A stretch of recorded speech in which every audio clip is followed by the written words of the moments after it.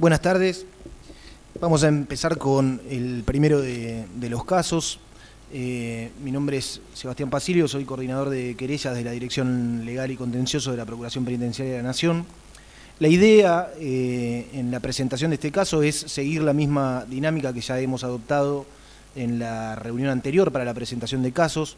Yo primero voy a exponer respecto de las vicisitudes del proceso judicial en el que consiste este caso. Después el doctor Cuquier de la Procuración Penitenciaria va a hacer una descripción más concentrada en las intervenciones médicas, y luego de eso yo voy a retomar la palabra para plantear algunos interrogantes y determinadas problemáticas que queremos dejar luego para la apertura a comentarios y al debate.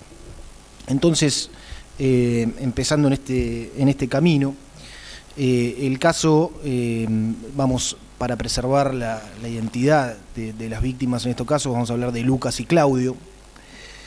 A fines del año 2007, Lucas y Claudio estaban detenidos en el complejo penitenciario Federal 1, ubicado en la localidad de Seiza.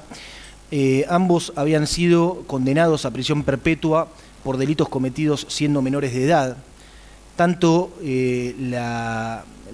sus condenas como esta sanción, la perpetuidad de la pena a prisión, estaba siendo litigada ya en ese momento por sus abogados defensores, y se encontraba, ¿sí?, la inconstitucionalidad de esta perpetuidad de sus penas a prisión, se encontraba bajo revisión en ese momento de la Comisión Interamericana de Derechos Humanos.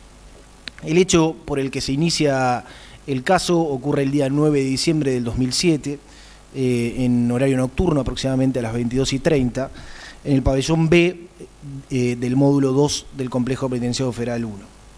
Se da entre Lucas, Claudio y otros dos detenidos una pelea, una discusión que derivó en golpes de puños entre ellos, y que, de acuerdo con los testimonios rendidos durante el juicio oral, no duró más de 2 o 3 minutos. Esta situación suscitó el ingreso al pabellón de un grupo de aproximadamente entre 10 o 15 agentes penitenciarios. Dentro de ese grupo estaban los 6 agentes que luego terminaron siendo imputados y sometidos a juicio oral en este caso, y otras personas que a lo largo del proceso no lograron ser suficientemente individualizadas. A su vez, este grupo estaba integrado principalmente por el cuerpo de requisa del complejo en ese momento. El proceder de este grupo fue primero encerrar a todos los detenidos del pabellón en sus respectivas celdas. Luego procedieron a identificar a través del celador del pabellón quienes habían protagonizado esta pelea, es decir, Lucas y Claudio y otras 2 personas.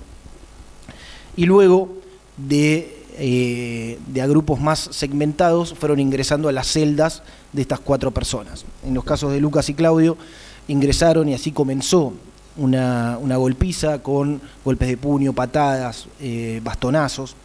Los retiraron del pabellón hacia un sector conocido en la jerga carcelaria como Leonera. La Leonera, para aquellos y aquellas que no conocen el ambiente, suele ser un recinto de alojamiento transitorio que, en el caso del complejo de Seiza, habitualmente se ubica en sectores aledaños a la dirección del módulo, es decir, son lugares donde se enjaula a presos bajo dominio absoluto de penitenciarios y sin presencia de otros detenidos como suele ocurrir en los pabellones. Dentro de este espacio, en la Leonera, es donde se intensificó la golpiza que recibieron estas 2 personas. De nuevo, palazos, golpes de puño, patadas, pero en particular fueron sometidos de la siguiente manera. Fueron apoyados en el suelo, boca abajo, esposados con las manos hacia atrás, y luego un grupo de alrededor de 5 o 6 penitenciarios, que de acuerdo con los testimonios de las víctimas fueron los mismos que los habían sacado de la celda y que los habían trasladado hasta ese lugar, se repartían las tareas en las agresiones, uno apoyando su rodilla contra la espalda de las víctimas y otro flexionando las piernas hacia arriba. Luego le sacaron las zapatillas calzado y también las medias, y lo sometieron a la práctica de tortura, habitualmente conocida como pata-pata en nuestro país, o como falanja o bastinado a nivel regional o internacional, tal como lo establece el Protocolo de Estambul. Esto consiste en la aplicación reiterada de palazos en las plantas de los pies en particular.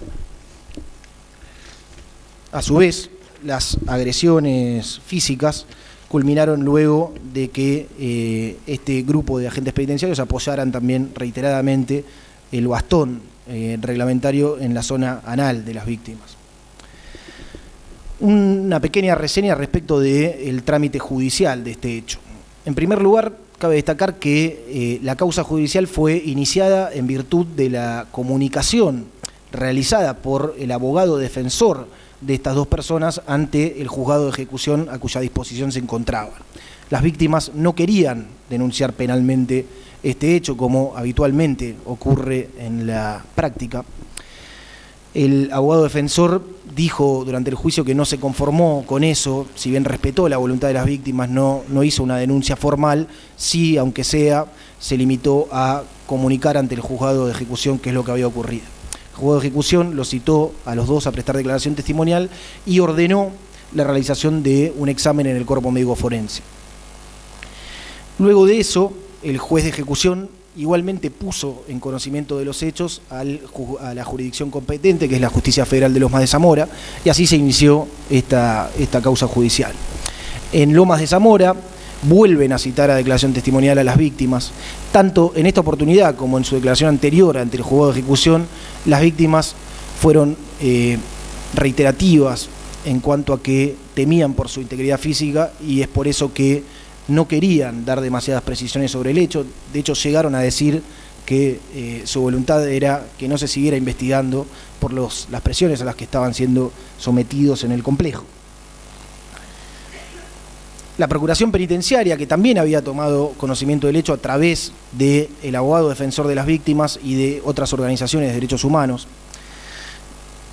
tampoco había denunciado penalmente el hecho por voluntad expresa de las víctimas, que no habían prestado consentimiento para la realización de esa denuncia, sí solamente para el registro interno de esta comunicación en la Procuración Penitenciaria. Pero al enterarse el organismo del inicio por otro canal de la causa penal, lo que hizo fue aportar los informes médicos que se habían realizado sobre las víctimas el día 12 de diciembre del 2007, y también aportó las fotografías, algunas de las cuales vamos a observar a continuación.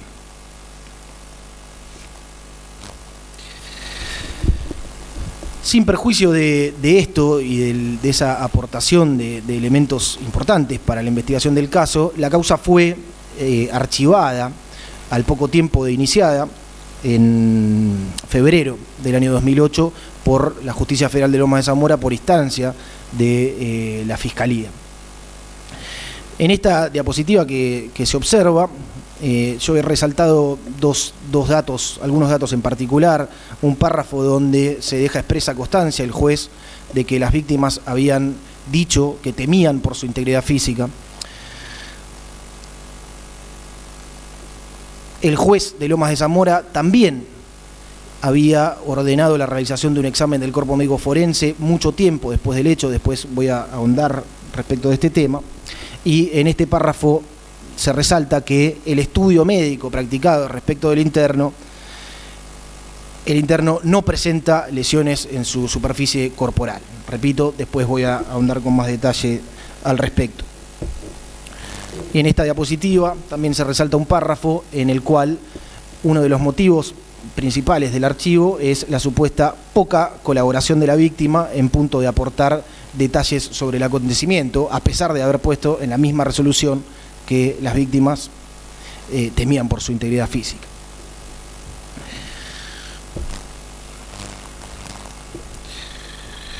Como había dicho antes, la situación respecto de la legitimidad de la perpetuidad de la pena de prisión que sufrían estas dos personas estaba en ese momento bajo revisión de la Comisión Interamericana. Hubo una denuncia de la Comisión Interamericana y el caso terminó en la Corte Interamericana de Derechos Humanos, que se pronunció sobre el caso el día 14 de mayo del 2013. Este tribunal internacional declaró inválidas estas sentencias a perpetuidad de prisión perpetua, dijo que eran constitutivas de tratos crueles, inhumanos y degradantes para menores de edad al momento de la comisión de los hechos. Y además la Corte Interamericana se ocupó en esa instancia de varios hechos que habían sido denunciados por estas personas, constitutivos de violaciones a los derechos humanos durante sus estadías en prisión. Uno de los hechos y uno de los casos de los cuales se ocupó la Corte Interamericana es este que aquí estamos comentando. La Corte concluyó y declaró la responsabilidad del Estado argentino por incumplir en su obligación de investigar exhaustivamente estos hechos de los que estamos hablando. En este párrafo que aquí resalto, la Corte destacó que habían sido las víctimas revisadas por 5 médicos distintos, algunos del Servicio Penitenciario, otro de la Procuración Penitenciaria, 2 del Cuerpo Médico Forense. Todos habían documentado lesiones en sus cuerpos y a pesar de eso la causa había sido archivada. También la Corte dijo que estas lesiones eran coincidentes con la práctica que he referido anteriormente, la falanja o el pata a pata.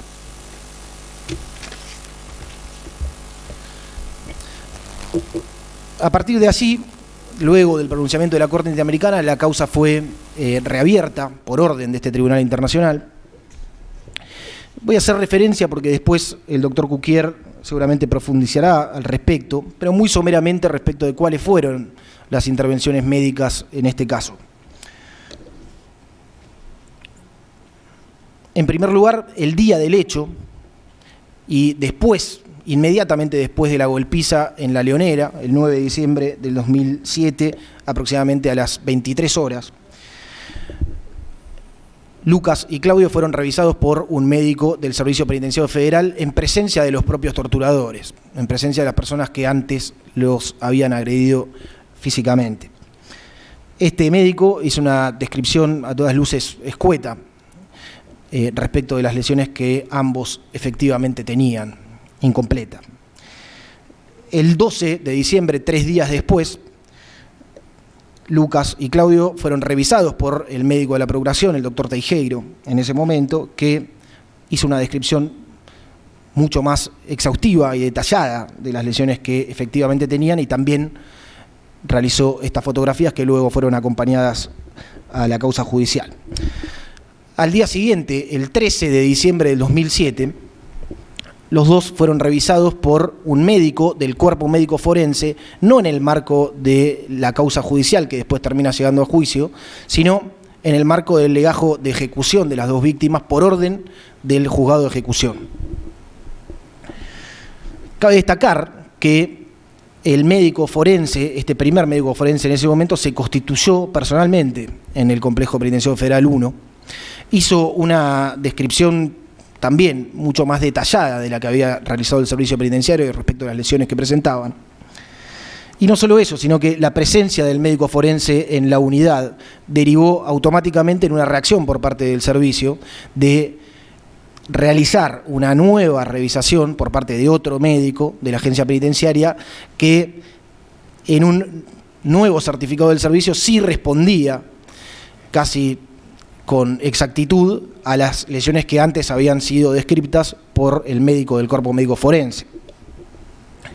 Luego, el 26 de diciembre del 2007, es decir, más de 15 días después de ocurridos los hechos, se realiza un segundo examen en el Cuerpo Médico Forense, en este caso sí por orden del juez federal de Lomas de Zamora, en el marco de la causa judicial ya iniciada, y como podría presumirse, transcurrido ese tiempo que ya había pasado después del hecho, no había lesiones visibles en ninguna de las dos víctimas, excepto por una lesión que tenía en la cabeza, una lesión cortante que tenía en la cabeza uno de ellos dos. Ese fue el examen del Cuerpo Médico Forense que había valorado el juez federal de Lomas de Zamora cuando archivó las actuaciones y había omitido el primer examen del Cuerpo Médico Forense que sí detallaba lesiones y varias. Finalmente, y ahora sí ya voy a ceder la palabra al doctor Cuquier para introducirlos al caso. Este caso terminó con un fallo primero del Tribunal Oral en lo Criminal Federal 1 de La Plata, en la cual se dictaron condenas de 3 agentes penitenciarios y las absoluciones de otros 2. La condena, quiero anotar, lamentablemente, más allá de que fue una sentencia de condena, los jueces decidieron socavar el mínimo de la escala penal del delito de torturas. Si bien calificaron el hecho de esa manera, la escala penal, como sabemos, del delito de torturas es de 8 a 25 años. Impusieron penas menores con una interpretación con la cual no coincidimos del Estatuto de Roma. Sí quiero destacar también que el tribunal decidió extraer testimonios. A los fines de este taller me parece interesante, el tribunal extrajo testimonios para que se investigue la posible conducta delictiva por parte de los médicos del Servicio Penitenciario Federal.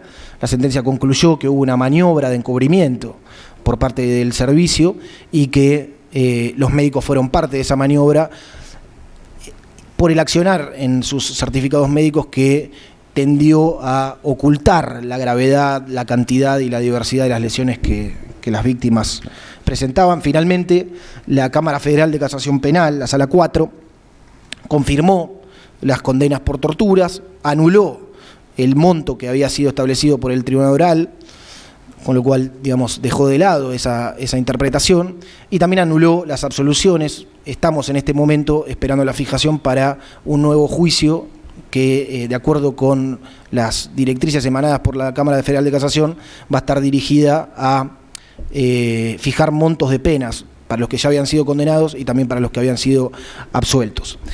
Cedo la palabra al doctor Cuquier.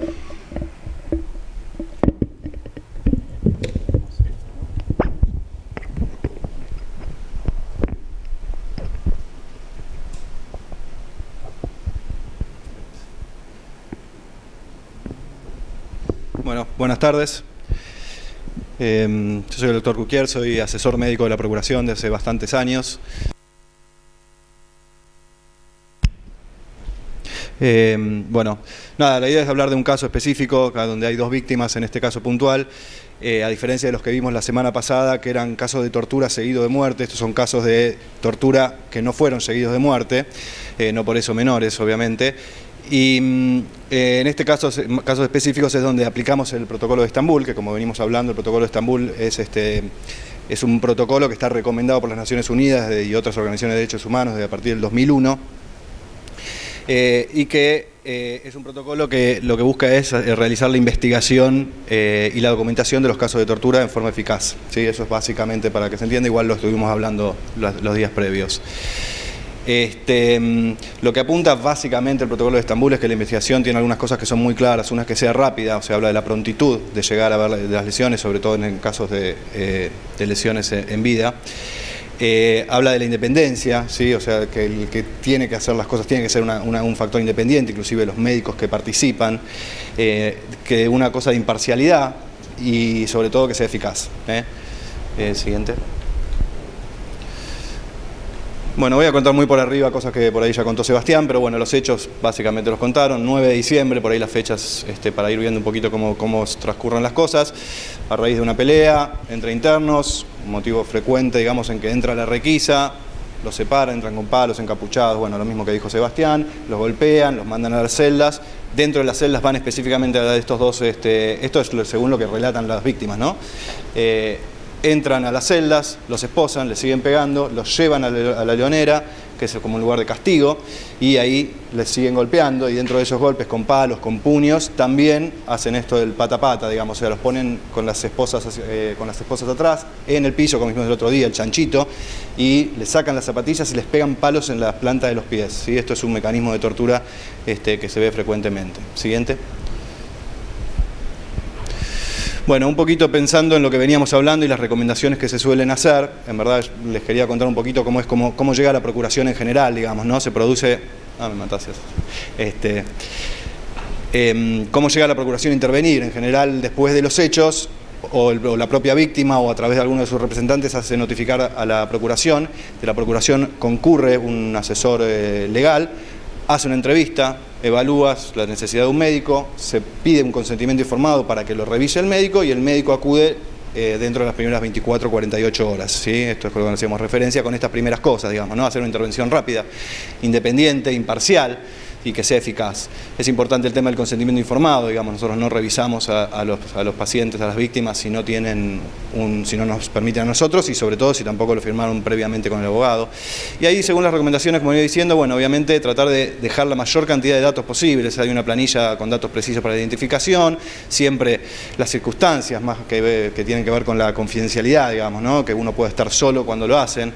Y obviamente en esa planilla donde se pueden constatar los hallazgos del examen, las interpretaciones, que tiene que ver un poco con los mecanismos de producción de los golpes, el tiempo de evolución, que también es muy importante para las determinaciones posteriores, recomendaciones en el caso de que a veces hay que hacerlas, y bueno, y sobre ello además se agregan unos dibujos anatómicos que sirven un poco para la ubicación topográfica de la lesión y se da un poco idea de las dimensiones, y además material fotográfico. Siguiente. Bueno, esto es un poquito para que vean, esto es el formulario que nosotros usamos en la Procuración, donde consta los nombres, la fecha en la que se hizo, en este caso fue el día 12, o sea, 3 días después de lo ocurrido el hecho, figura el nombre, fecha de nacimiento, LPU, que es la constancia que tienen dentro del servicio para ubicarlos, lo que dice el informe, en verdad que es una forma de dejar sentado qué es lo que pasó, la descripción de las heridas y bueno, y acá constatan cómo fue, el tiempo de evolución, hay un lugar para observaciones, inclusive de algo que por ahí al médico le pueda llamar la atención. Siguiente. Bueno, sobre eso además se hacen los gráficos. Estos son gráficos que son los que están sugeridos también por el protocolo de Estambul. ¿Sí? Hay varios tipos de gráficos distintos donde se pueden apreciar las lesiones. Siguiente. En este caso puntual, la planta de los pies. Miren, será frecuente que hay un formulario específico casi para eso, donde se pueden ver los hematomas. Sobre eso, siguiente. Se agrega el material fotográfico. La idea del material fotográfico no es generar ningún tipo de impacto, sino ver que son lesiones que se ven, digamos, ¿no? Que cualquiera lo ve, quizás no sabemos qué, no sabemos cuánto tiempo, pero digo, cualquiera puede ver las lesiones, digamos, ¿no? Entonces, bueno, acá tenemos una herida cortante con puntos de sutura. Siguiente. Bueno, estos son distintos hematomas y equimosis en el dorso de uno de los pacientes. Este es el primer caso, ¿no? Que es LM. Siguiente. Bueno, acá se ve la foto, no sé si se ve bien, pero bueno, se ve claramente el hematoma en ambas plantas de los pies, ¿sí? Esta es la consecuencia del pata-pata. Esto además de lo que uno puede ver, esto lo que hace, ¿por qué es un mecanismo de tortura? Primero porque en general no se ven mucho las plantas, sobre todo en estos exámenes, sino porque no pueden caminar por días. Es terriblemente doloroso, ¿sí? Los hematomas plantares son terriblemente dolorosos. Siguiente. Bueno, esto un poquito también, estos son lo que dice el informe, me parece que no es importante, después podemos hablarlo puntualmente, pero la idea es ver cómo se describe una lesión, cómo un médico puede describir una lesión para contraponerlo con otras partes. Digo, básicamente lo que uno dice es, bueno, qué tipo de herida, si es una equimosis, un hematoma, una escoriación, una herida cortante, ¿sí? Hay varias heridas que puede uno describir. Después, obviamente, el tipo de lesión, se pone el tamaño de la lesión, ¿sí? Como cuánto miden para dar una idea. Es igual esto está reflejado en las fotos, pero bueno, a veces eso no es tan fidedigno. Y obviamente la localización, ¿sí? Esta sería la descripción de lo que llamamos el pata-pata, hematoma de forma irregular, bordes difusos en superficie plantar media de ambos pies. Siguiente. Bueno, otras cosas que son importantes. Cómo pareciera haber sido el golpe, por lo menos a prima facie es lo que uno interpreta ahí, porque no tenemos otro método más que lo que estamos viendo, y la evolución aproximada. Estas son cosas importantes que queden consignados, ¿sí? Porque justamente en el proceso posterior, como son lesiones vitales, van desapareciendo la gran mayoría en el tiempo. Entonces dejar constatado hace cuántos son es algo importante. Siguiente. Bueno, y un poquito viendo la historia, también lo dijo Sebastián, el mismo día 9, un poco después, lo ve un médico del servicio penitenciario. Esto es lo que el servicio penitenciario pone en la historia clínica: lesión contusa en cuero cabelludo, lesión contusa en región dorsal. No hace en este caso mención de las lesiones en las plantas de los pies. Tampoco figura tiempo de evolución ni mecanismo de producción. En el juicio este doctor dijo que siempre los exámenes los hacía con gente del servicio penitenciario. ¿Qué significa eso? Que a veces estaban los propios agresores cuando el médico los revisa, digamos, así que obviamente hay cierto tipo de condicionalidad en eso. Y también refiere que nunca había tenido, en todo el tiempo que él trabajaba, no me acuerdo cuántos años, eran 18, que nunca había recibido una denuncia de que los hubieran golpeado, ¿sí? Y por otro lado también en el juicio dijo que no conocía el protocolo de Estambul. ¿Está bien? Seguimos. Bueno, esto es lo que figura en la historia clínica. fíjense la diferencia entre lo que se hizo desde la Procuración y lo que figura en la historia clínica con fecha 9 del 12. Esta es la descripción de las lesiones. Siguiente. Bueno, como dijo Sebastián, después lo ve un médico el día 13, que es 4 días después del hecho y un día después de que lo viera la Procuración. Nada, las lesiones son muy parecidas en la descripción a lo que dice el médico de la Procuración, el asesor médico de la Procuración. La verdad que casi son las mismas. Después, como la volvieron a ver, como dijo Sebastián, por otro motivo, en verdad, muchas de ellas no estaban, la única que quedaba era la del corte, igual después lo voy a remarcar un poco, y después, bueno, tienen que ver con inhabilitación laboral, que son otras cosas que también hace el cuerpo médico forense, que tiene que ver para clasificar después la imputabilidad del hecho. Siguiente. Bueno, este es el otro caso, misma metodología, vamos a ir rápido, pero es lo mismo, la otra víctima, CN. Esta es una víctima que, si bien no murió obviamente por las lesiones que tuvo, terminó suicidándose un tiempo después. Aparentemente podría tener relación, digamos, con todas las cosas que fue sufriendo en la internación, pero bueno, no viene acá de eso. Siguiente, misma metodología, ¿no? Los gráficos, sigamos. Las lesiones, escoriaciones en el antebrazo, en la región umbilical. Siguiente. Bueno, distintos tipos de equimosis, hematomas, sigamos. Sí, pasalas porque son todas. La idea es eso, ¿no? Ver que son lesiones que se ven, repito, digamos, ¿no? La idea no es que ustedes vean eso, sino decir, miren, son lesiones que se ven, o sea, es difícil no ver estas lesiones si uno hace un examen más o menos. La descripción de las lesiones, exactamente igual que lo anterior. Seguimos. Yo después, si quieren, hablamos de eso específicamente, pero me parece que describir lesiones no sé si es importante ahora. Bueno, no, a ver, te fuiste para atrás, seguí para adelante. No, está bien, pasa, está bien, perfecto. Bueno, esto sobre el segundo caso, perdón. El segundo caso, lo que dice el médico, mismo horario, en el mismo momento con la segunda víctima, pone lesión contusa en cara externa, ustedes vieron la cantidad de lesiones que tenía, en la cara anterior de la rodilla derecha, no describe otras lesiones en las piernas, solo describe las piernas, no describe lo que había en la parte superior del cuerpo, tampoco tiempo de evolución ni mecanismo de producción, o sea, dos casos distintos, es verdad que es el mismo médico, pero claramente la metodología fue la misma, digamos, ¿no? Bien. Sigamos. Esto es la historia clínica, lo mismo que la vez pasada. Lo que hace el cuerpo médico forense el día 13, 4 días después y un día después de que lo viera el asesor médico de la Procuración, lo mismo, muy parecido a la descripción que hace el asesor médico de la Procuración, mucho más ampliado de lo que se ve en las historias clínicas de los pacientes del servicio penitenciario. Siguiente. Lo mismo, seguí. Bueno, después de que lo ve, como dijo Sebastián, los ven otra vez el mismo día, o sea, llegan del cuerpo médico forense, o en verdad fue en el lugar, lo vuelven a ver y ahí sí hacen un poco más, ponen más los datos, ponen firmas más claras, como que claramente describieron las lesiones mucho más parecidas a lo que tenía el cuerpo médico forense y la Procuración. Siguiente. Bueno, esto es un poquito la presentación de los casos, después podemos hablar de lesiones y eso, pero me parece que quizás me parecía más destacar algunas cosas. Esto es para que quede un poco en claro, lo que pasó en el juicio en 2018, o sea, esto fue 2009, así que está en 2007, esto fue en 2018. En el juicio oral, uno de los testimonios de LM dice, de tantos golpes uno se acostumbra, en la cárcel te convierten en un animal.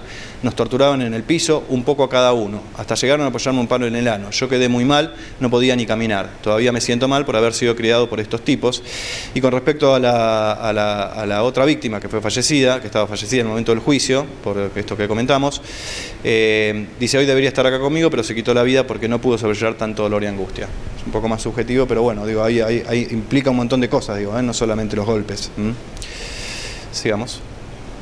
Bueno, y un poquito para cerrar y en verdad para empezar a discutir, mi idea un poquito era ver las cosas que uno ve desde la práctica que van pasando. Entonces, en este caso puntual se ejemplifica, digamos, ¿no? Hay una gran coincidencia entre los informes que hace el cuerpo médico forense y la Procuración, con un día de diferencia, no así con los otros.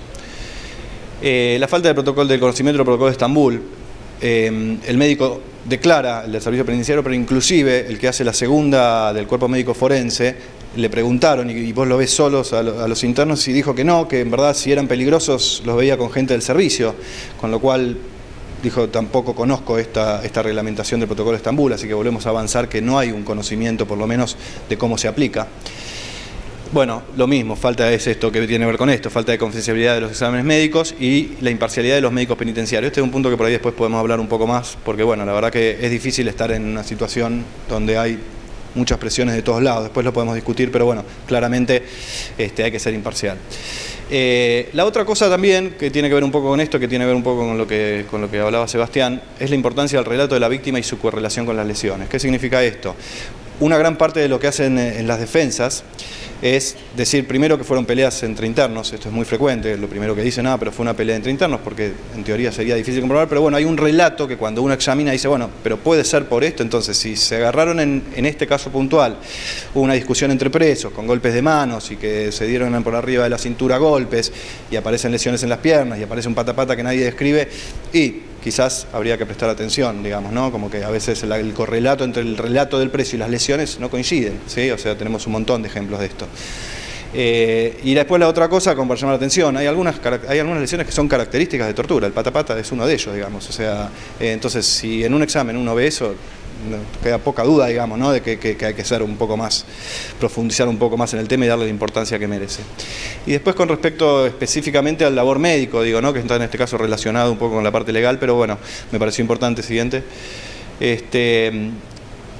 ¿Cuál es la relación del profesional con la tortura, digamos, ¿no? El contrario de la ética profesional es obviamente la participación en la tortura, es contrario a eso, y es contrario a la ética médica evaluar la capacidad del sujeto para resistir a los malos tratos, el hallarse presente ante los mismos, descartar intencionalmente pruebas, falsificar informes, brindar información o cualquier tipo de instrumento de sustancia médica que pueda facilitar malos tratos. ¿A qué voy con esto? Que muchas veces los mismos internos describen que cuando le estaban pegando el médico estaba ahí. No sé si es verdad o no, pero aparece en los relatos bastante frecuentes, inclusive en algunos momentos el relato de ellos es decir, están ahí para ver si me pueden seguir pegando. No sé si es así, pero cuento relatos de los propios internos, de las propias víctimas. Así que bueno, me parece importante por ahí rescatar estas cosas que hablamos para poder charlar y para ver cómo se pueden mejorar estas cosas. Muchas gracias.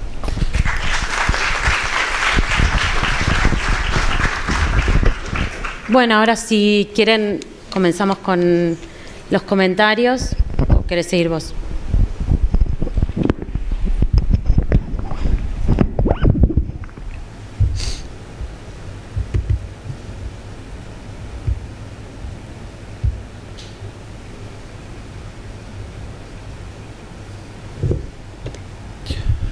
Bien, antes de empezar con los comentarios y para abrir a preguntas, lo que queremos hacer es dejar algunos interrogantes y algunas problemáticas como para discutir o como para pensar en discusiones. En primer lugar, bueno, varios de estos ya los ha referido el doctor Cuquier.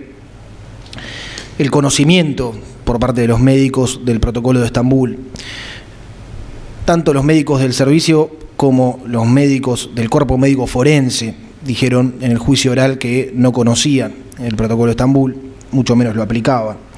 Esto de alguna manera tiene que ver con la finalidad de este evento. El problema de la imparcialidad por parte de los médicos penitenciarios. Entendemos que aquí es difícil avanzar en esta materia, a menos que exista una reforma legal en la cual los médicos penitenciarios dejen de ser penitenciarios, no pertenezcan más a la misma fuerza. De lo contrario, este estándar de imparcialidad que exige el protocolo de Estambul y todo el derecho internacional de los derechos humanos es letra muerta en este punto. La prontitud, la importancia de la prontitud y el lugar del examen médico forense. Yo he referido que la primera intervención del cuerpo médico forense en este caso se dio en la propia unidad. Esto fue muy importante para producir evidencias porque no solo aportó una descripción más detallada de las lesiones, sino que generó una reacción torpe por parte del servicio a través de certificados médicos que de repente mencionaban muchas más lesiones de las que originariamente habían sido descritas al momento de los hechos. Y en lo que tiene que ver con la prontitud, quisiéramos recalcar, acá ya lo hemos hecho de alguna manera en la jornada anterior, aquí no estamos hablando de problemas que hacen de forma individual a alguna agencia o a una institución, estamos hablando de un sistema que funciona mal, que tiende siempre a la impunidad de los casos judiciales de tortura y en la cual los problemas se dan en las relaciones entre las instituciones, en las prácticas interinstitucionales, digamos. También entonces queremos resaltar cuáles son los problemas que se dan de parte de la propia agencia judicial y no tanto de parte de médicos penitenciarios o del cuerpo médico forense o los nuestros propios. La segunda intervención al cuerpo médico forense se la da el juez 16 días después del hecho. No, es imposible constatar lesiones de esa manera, de no ser porque anteriormente y por motivos extraños al juez ya habían habido otros informes. A eso se agrega un error en la valoración por parte del juez al momento de disponer el archivo, que en vez de basarse en informes que tenía en el expediente que daban cuenta de existencia de lesiones, se basa en el resultado del segundo examen del cuerpo médico forense de 16 días después, en el que ya no había lesiones.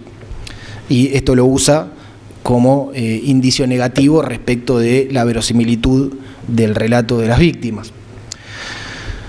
Otro tema, por supuesto, tiene que ver con la confidencialidad de la entrevista, que también es un estándar que exige el protocolo de Estambul. Acá no solo los médicos penitenciarios, también los médicos del cuerpo médico forense han dicho en el juicio que existe la práctica habitual de realizar estos exámenes en presencia de personal penitenciario, con lo cual el interrogante que queremos dejar es: habría que pensar en formas de garantizar, por supuesto, la seguridad de los médicos sin, de alguna manera, transgredir esta exigencia de confidencialidad que transmite el protocolo de Estambul. En cuanto a este último punto que se ve en la diapositiva, que también lo ha referido el doctor Cuquier, yo quisiera hacer una consideración más. Según el protocolo de Estambul, la finalidad del examen médico es que el experto se pronuncie sobre el grado de correlación entre el cuadro clínico que observa y la hipótesis denunciada o el relato de la víctima. Con lo cual, ahí, a la luz de ese parámetro, tenemos problemas constantes en la forma en la cual los operadores judiciales redactan las preguntas que transmiten a los médicos forenses. Aquí se ve en la diapositiva, cuando el juez manda a realizar en el marco de la causa judicial, el juez federal de Loma de Zamora, la pregunta es, y la orden es realizar un amplio estudio tendiente a establecer la existencia de lesiones, data, modo de producción. Eso de ninguna manera refleja este estándar que exige el protocolo de Estambul, con lo cual el interrogante que dejamos es si una mejor redacción en las preguntas a los forenses puede dar lugar a mejores respuestas también. Estamos acostumbrados a ver en este tipo de casos que las respuestas a ese tipo de preguntas también suelen ser abstractas, estandarizadas. El acostumbrado golpe o choque con o contra superficie dura y plana o roma, que lo que genera en las investigaciones, nosotros generalmente en este tipo de casos lo que tenemos en danza son dos explicaciones sobre las lesiones que ustedes observan.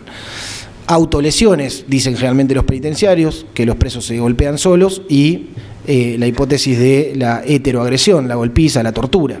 Con lo cual, ese tipo de respuestas realmente aportan poco y nada para que el juez se decida o no por alguna de esas dos hipótesis. Repito, también por la forma en que son redactadas las preguntas que hacen los jueces, ¿sí? Un último punto que quisiera dejar para la reflexión tiene que ver, y en esto de resaltar cuáles son las prácticas problemáticas por parte de la agencia judicial, también resaltar prácticas saludables. Lo hemos hecho en los talleres anteriores, y en este caso la importancia de una adecuada valoración judicial a la hora de tener o no por comprobados los hechos. Lo hemos dicho en las jornadas anteriores, en línea con esto de redactar adecuadamente las preguntas para la medicina legal, también está la obligación por parte de los operadores judiciales de ellos no descargar todo el peso de la investigación en un examen forense, sino utilizar esos elementos de forma integral y correlacionada con el resto de los elementos que tienen a su disposición. Por ejemplo, las declaraciones testimoniales de las víctimas, el resto de las declaraciones testimoniales y el resto de las pruebas materiales que generalmente tienen. Este fragmento que acá está en la diapositiva es un fragmento de la sentencia de condena del Tribunal Oral en lo Criminal Federal 1, en la cual, a modo de respuesta a las defensas de los imputados que planteaban dudas respecto de la data y la causa de las lesiones, acá lo que dice el tribunal es: el tema de la data en las lesiones, se ponía en discusión la precisión o no de la escala cromática para las lesiones y por ende la antigüedad que se podía diagnosticar. Lo que dicen es: esto podría ser importante de no ser por el resto de los elementos que yo tengo para valorar, y la relación entre lo que me está diciendo el médico forense, la antigüedad de las lesiones de la que me habla el médico forense, la relación entre eso y las declaraciones testimoniales de las víctimas y el resto de los elementos probatorios me permite arribar a la certeza que yo necesito. Esto, entendemos, es un estándar adecuado de valoración judicial porque no hace depender el pronunciamiento judicial y la solución del caso únicamente de la opinión forense. Entendemos que esto es una práctica responsable por parte de la justicia. Por último, ya lo ha dicho también el doctor Cuquier, el último planteo tiene que ver con esta misma directriz del Protocolo de Estambul, la necesidad de correlacionar el cuadro clínico con métodos de tortura conocidos en el país o en la región. Acá lo que quiero transmitir es que el fundamento central de la reapertura, la orden de reapertura del caso por parte de la Corte Interamericana, el fundamento central de la Corte fue que las lesiones que habían sido descritas en los informes médicos que ya estaban en la causa tenían una evidente relación con este método de tortura documentado en el Protocolo de Estambul y en el derecho internacional, la falanja o el pata, con lo cual el interrogante es, de alguna manera, si es posible avanzar en que los informes médicos den cuenta de estas posibles correlaciones, para lo cual obviamente se requiere el conocimiento de los métodos de tortura habituales. Muchas gracias.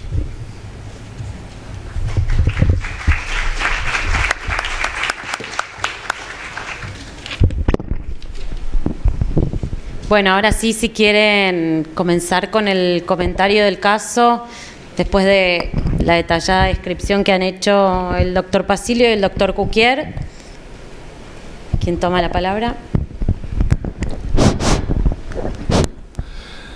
Buenas tardes. Yo no sé si los médicos penitenciarios son médicos legistas, pero deberían serlo, y si aún así no lo fueran, deberían tener conocimientos netos y claros sobre cómo describir una lesión. Yo le diría que de los 3 informes distintos que vi, ninguno sigue una metodología precisa para describir una lesión. Es el ABC de lo que un médico forense que hace patología forense, un médico legista, tiene que conocer en la práctica. Y está absolutamente pautado. Cuando nosotros observamos una lesión, tenemos que determinar topográficamente dónde está, ubicarla, digamos, en el lugar del cuerpo que está, referido a parámetros fijos del cuerpo. Si yo tengo una lesión que describir en el tórax, tendré que decir que está a tanta distancia de la línea media, a la altura de tal espacio intercostal, y que mide tanto por tanto. El aspecto topográfico es un aspecto fundamental en la descripción. Todas las lesiones deben estar referidas topográficamente y perfectamente definidas. Después tengo el aspecto cronológico, que es la data de la lesión. La variación cromática es muy variable, depende de la magnitud de la lesión, de la profundidad de la lesión, Y si uno toma los textos de medicina legal, vamos a observar que distintos autores marcan distintos tiempos para el cambio cromático. Es un cambio aproximado. Decir que una lesión por su cromatismo tiene 3 días y media hora es inconcebible que alguien pueda decir eso. Siempre se habla de márgenes entre tanto y tanto. No siempre tenemos la posibilidad que tiene la doctora D'Addario de mirar microscópicamente una lesión y por los cambios histológicos que se suceden cuando una lesión se repara, nos puede decir con mucha mayor aproximación y certeza cuál es la data de esa lesión. Pero nunca nos encontramos, salvo en un cadáver, ante esta posibilidad. En una persona que está viva es mucho más difícil establecer la data en base al cromatismo. Por eso no nos pidan a los médicos certezas absolutas de data porque no la podemos dar. Podremos dar una data aproximada. Hablamos de lo topográfico, hablamos de lo cronológico, hablamos de lo etiológico. Y siempre nos tiran encima que ponemos choque, golpe, cono contra objeto duro y romo.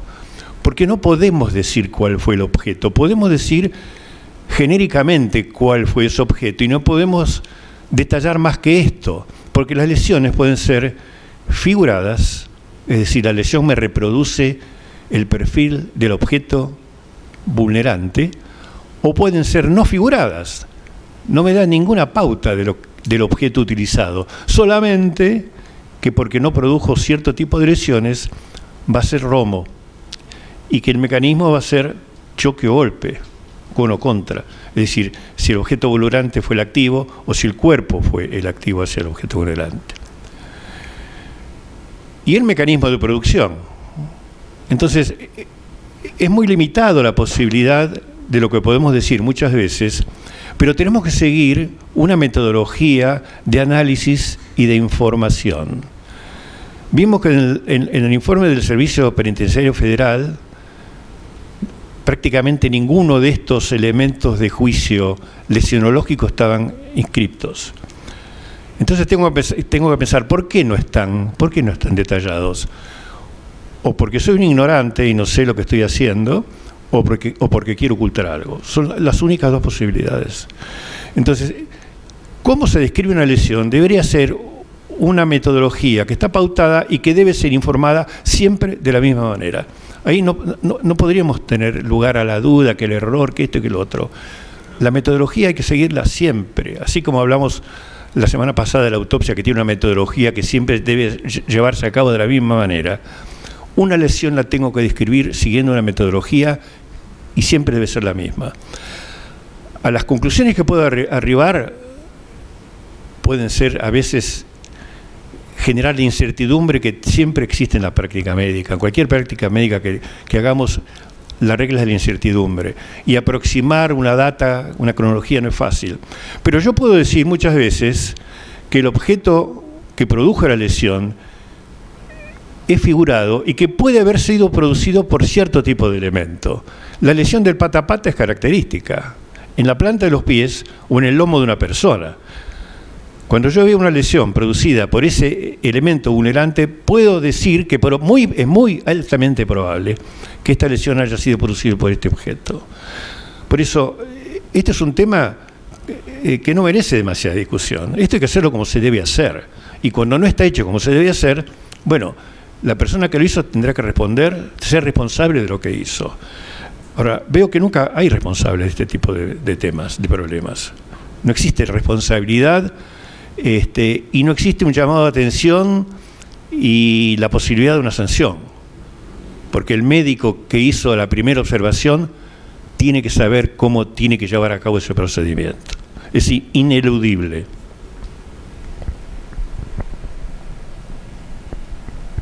Dijiste todo.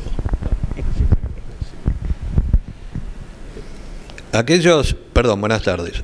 Aquellos que tuvimos que ir a lo largo de varios años de carrera a revisar presos a comisarías y a cárceles, a leoneras, en presencia o no de personal policial o personal del servicio penitenciario, sabemos las dificultades que tenemos o que se nos presentan no es excusa, ¿no? Pero muchas veces el lugar donde los tenemos que revisar y no hay otro, casualmente no tiene luz. Muchas veces cuando tenemos que revisarlo y ¿qué te pasó? Me caí, y es la respuesta habitual. Lo que sí es importante lo que dijo el doctor Ravioli, que es tener una metodología y, ¿por qué no?, un protocolo de descripción de lesiones. Si esto se puede protocolizar tan bien como el protocolo de autopsia. Ahora, no como hemos visto en algún caso de no hace mucho tiempo, del mes pasado, en la morgue judicial, el protocolo estaba y estaba perfectamente escrito el protocolo, pero cuando decían, no sé, livideces, la respuesta del colega era sí. Rigidez, no. Esto no es llenar un protocolo con afirmaciones o negaciones, sino que tiene que haber una descripción.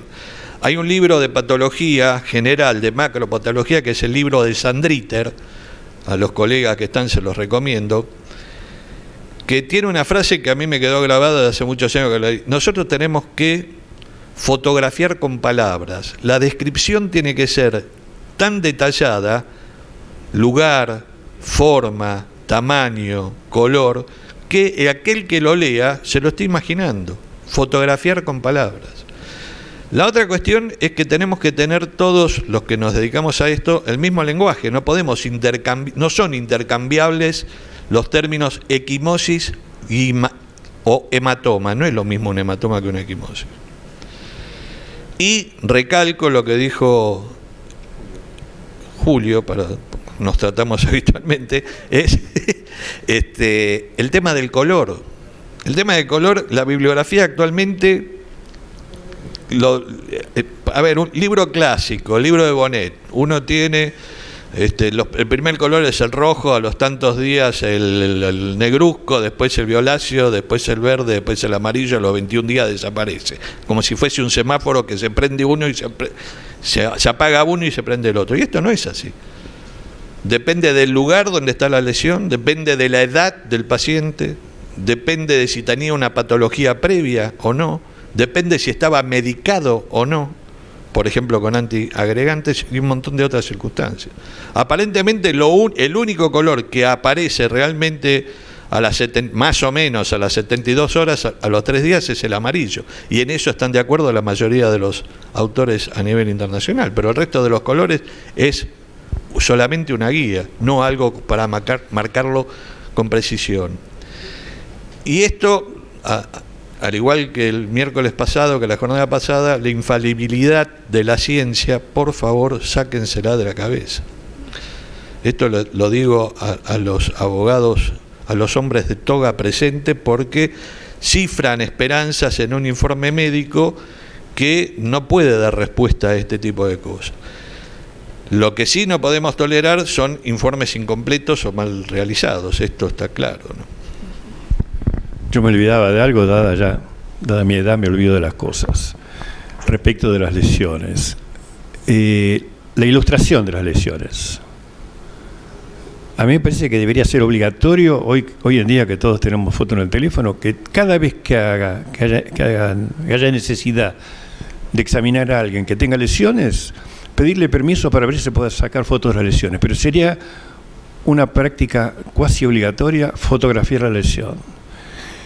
Y otro aspecto también, otra causalidad que Sebastián la mencionó, es la causalidad clínica. Es decir, si el relato que yo recibo de la persona afectada a la lesión es coincidente con lo que yo estoy encontrando. Eso me da una pauta de relación de causalidad entre lo que estoy viendo y lo que me están diciendo.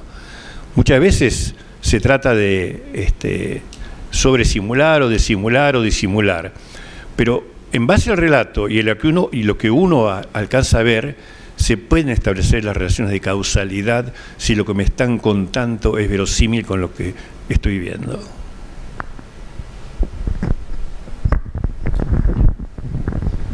Bueno, buenas tardes. Gracias a los organizadores, al brillante descripción que hicieron los expositores. Y respecto de las dudas que plantean los colegas médicos, pues estamos integrándonos absolutamente en esta jornada, digo, me parece muy importante, porque lo que nosotros desde los tribunales o de los procesos que llevamos necesitamos que el acto médico sea distinto al acto médico tradicional, que es el arte de curar o de intervenir en la salud de las personas. Acá lo que necesitamos es la descripción, es decir, es cómo sacamos un valor jurídico a esa pieza que ustedes van a ver y van a peritar o van a observar. Entonces digo, esta agregado que les hacemos al profesional médico, que además nos describa algo que tenga valor jurídico, que en definitiva es un plus a la actividad propia de curar, es lo que realmente creo que llama al desafío y a la coincidencia que estamos tratando de buscar en estas jornadas, a partir de determinar y sacar cuál es el mecanismo más valioso para que la verdad salga a la luz.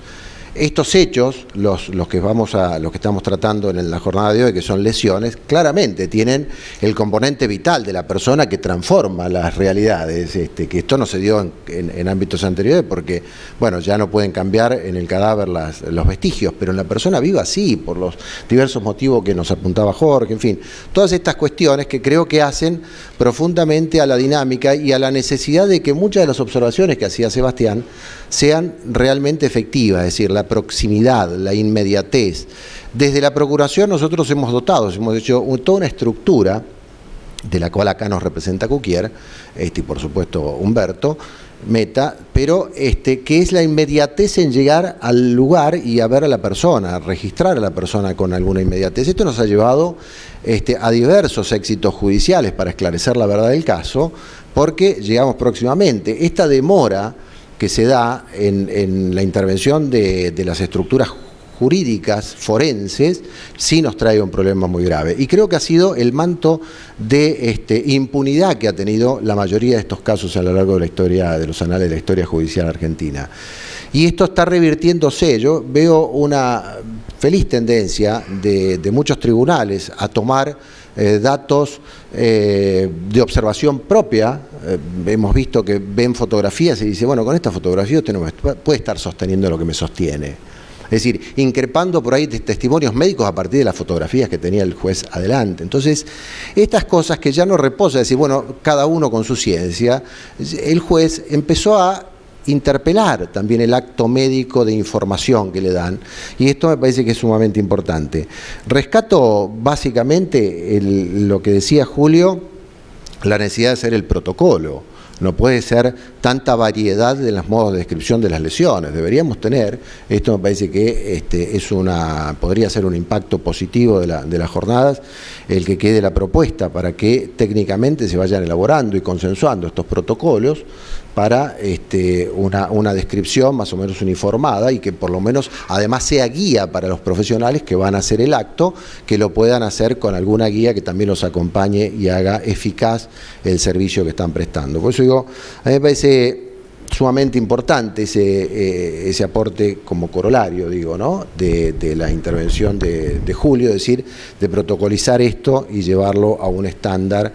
Y por último, una situación más que tiene que ver con la generalidad de los médicos que les toca por alguna coyuntura de su profesión intervenir frente a una persona lesionada en ámbitos de detención, y que es el hecho del desconocimiento del protocolo, porque no viene formado con el protocolo. Uno le puede exigir al forense que lo tenga, uno le puede exigir por supuesto al legista que está formado especialmente para ello, pero es muy difícil decirle al médico clínico de la cartilla que sepa de esto, porque la universidad realmente no lo tiene en su plan, en la currícula normal.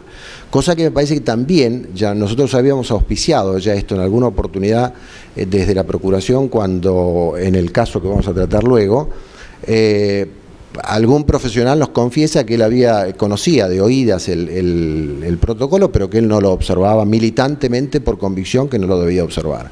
Por esto digo, a nosotros nos parecía muy necesario, y también como impacto de esto pueda ocurrir, que la carrera de grado de medicina incorpore también que existen situaciones especiales de diagnóstico médico que tienen que ser hechas con determinada técnica, que es la que aconseja el protocolo de Estambul. Gracias.